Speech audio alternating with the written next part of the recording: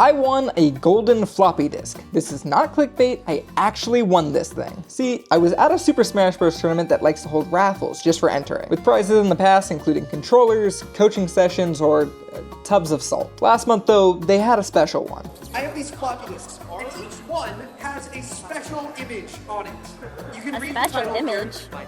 We're going to be raffling off these 10 floppy disks, starting with a floppy disk titled Notice My Beloved. Oh. Most of the floppy disks just had some funny pictures on them, in jokes and whatnot. Until... Alright, and the last one, you will notice this is a golden. Golden? This is a golden floppy disk. Wow. That is because on this floppy disk contains a set of instructions that you must follow to win a gift card. Now, obviously, I want the golden floppy disk. Obviously, I want the golden floppy. Everyone would want the golden floppy disk. That's kind of sick. The winner of this, which I think is probably the best prize here and could make a person very, very happy. This is the best prize. Oh, man. 1, 8, 6. Oh! Hey, let's go, Ziggy! Ziggy Gaming? To the winner of That's my favorite content creator. And sure enough, I did win the floppy disk. I got it. But there was one problem. I don't have a way of reading this. Do not worry, because I have one floppy disk reader. Dude. And of course, insult to injury, there was a twist to it. Now, you may notice that you only got one raffle ticket today. That means that whoever won a floppy disk will not be winning this.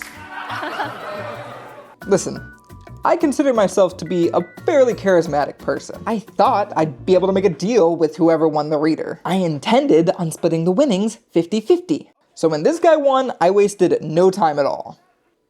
But here's the problem. In this venue with the computer, so you might want to barter, bribe, or... I guess I'm not as charismatic as I thought. This guy would not budge at all, so I had to go home and think about my options. Now, I could have bought an adapter off Amazon for about $20, but A, I didn't know how much it was going to be on the floppy disk, and B, what the hell do I do with a floppy disk reader after? What a waste. No. My mom raised me to be thrifty. So after some research, it looked as though my university actually had a floppy disk reader that you could check out, but it wasn't clear where or how to get it.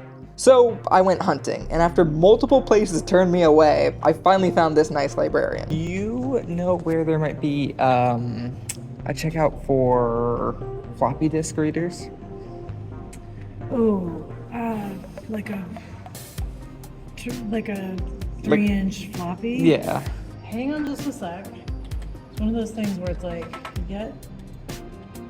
I get a lot of questions about it. Yeah. Every once in a while, right? Thankfully, there was a section of our library with old scanning equipment, so sandwiched between a microfilm reader and a microform scanner, I talked with someone else.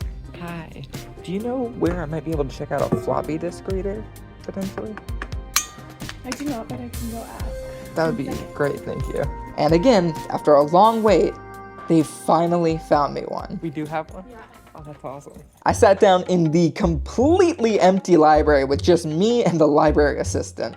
Now, because Apple is Apple, I had to use an additional adapter in order to get it to connect to my MacBook. So the setup looked a little ridiculous. And if you think I look like a dork doing this, believe me, I felt that twice as much. The library assistant kept looking over at me like I was actually insane.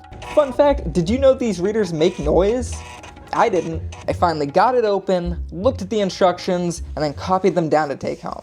Okay, I'm home now, because obviously I did not want to view whatever was on the floppy disk at the library. That could have been embarrassing. So we're going to look at it now. Okay, watch this YouTube video, follow the instructions in the video, and take a picture of the results. The video is titled, "There's No Beating This Meatball Sub." You could have given me a million guesses as to what this video would be, and I promise you I'd still be wrong.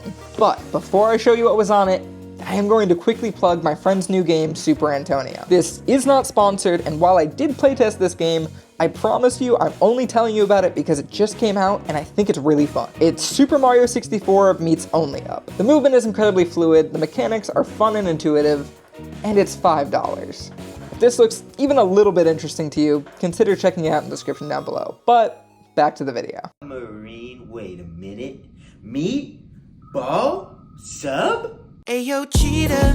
What's up? I really wanna make a meatball sub. Won't you please be my teacher? Yeah, bruh.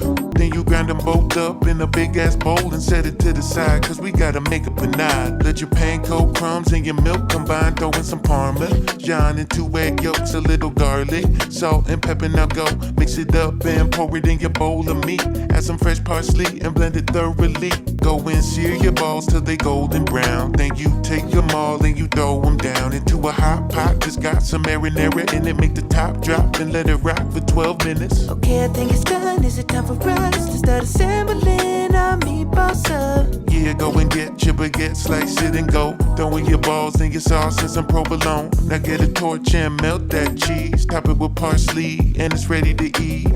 Oh my god, this submarine tastes even better on a submarine. Oh my god. What? I don't know how to make a meatball sub. Well, I guess I have instructions on how to make a meatball sub now, don't I? Alright. Let's watch the instructions one more time.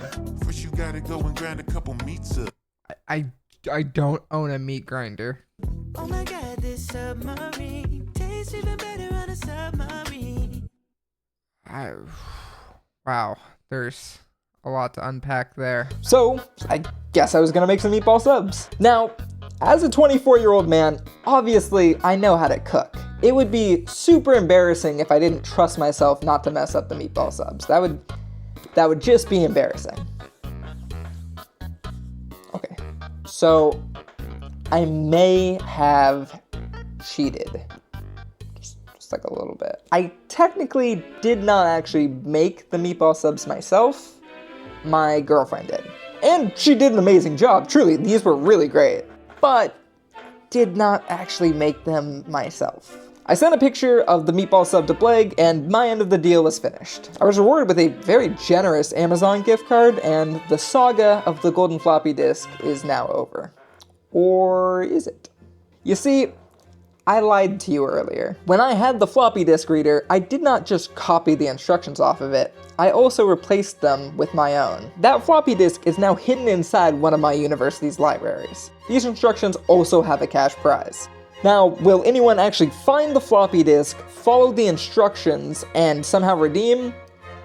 Who knows? But I like the idea and I wanted to keep it going. Finally, to keep the generosity going, I will choose 3 random people that comment the word Bleg below this video to receive a copy of Super Antonio at the end of the month. Best of luck out there, y'all.